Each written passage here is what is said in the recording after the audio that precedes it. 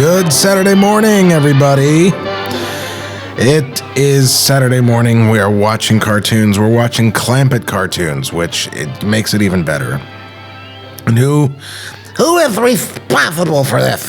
That would be Greg Box. Greg Box requested that I do this cartoon, and so I shall. So let's start off with those animators. Let's start off with this, because this is a very cartoony way to have all these silhouettes here, with a long kind of panning shot. It's it's the kind of thing you would see in a comic strip where the pan would be implied in all those silhouettes.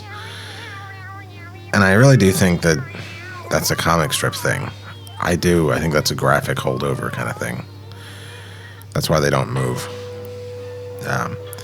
So this scene, this long shot with these three characters and later four with a dog that pops up here.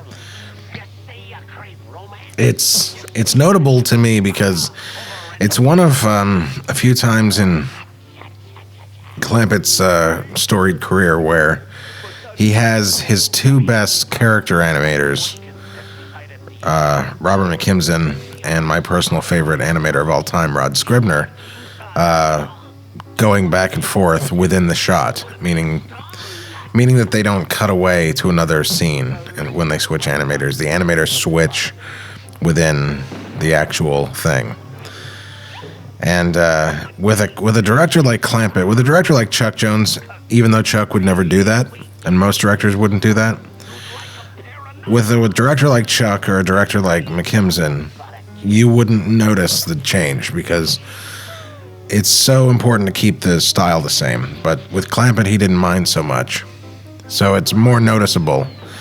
Like, this is all Scribner now from that shot where the guy goes out of frame. But everything before that was McKimson. And we're about to go back to this is all Scribner. See how it's all jittery? It's a lot more jittery and jumpy and expressive. That's because it's gone from McKimson to Scribner. God damn. Don't you just want that on a t-shirt or something? What a great image. I actually may be able to actually I probably shouldn't say, but I might actually be able to put stuff like that on t-shirts within the next year or so, ladies and gentlemen. But yeah, this is a trilogy of the last of a trilogy of Tweety cartoons that Clampett did. He did, and it's weird. Tweety hasn't even shown up in the cartoon yet, and it's a Tweety cartoon, or at least. I love that. Did that animation so great. But yeah, Tweety's just now showing up in this Tweety cartoon because it's all about these two cats. One of which is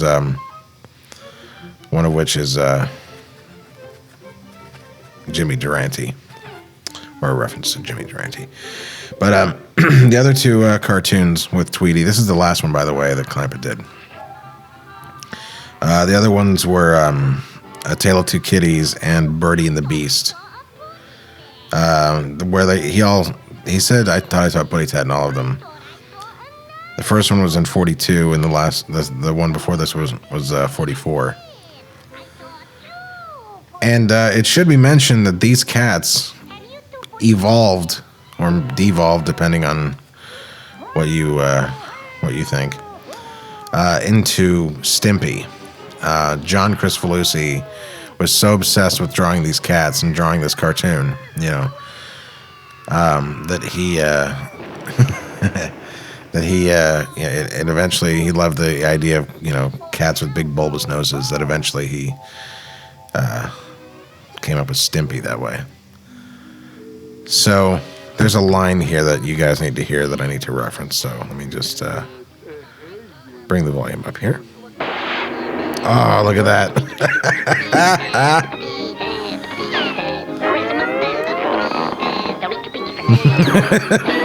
I love this animation. Yeah! Holy snooks! We're getting nowhere fast. We gotta use strategy. Strategy. What you said. Now I'll tell you what we'll do. You know what? I'm wrong about that because I thought he was going to say he says a line up here about, the naked. Oh, that's right. When he the stuff with him slapping the bee. He said, that cat, the Jimmy Durante cat, says a line about the naked genius. He refers to Tweety as the naked genius. And the Naked Genius is it's actually a 1943, it's a play by Gypsy Rose Lee. How funny is that, by the way, that shot of Tweety slapping that bee, that animation.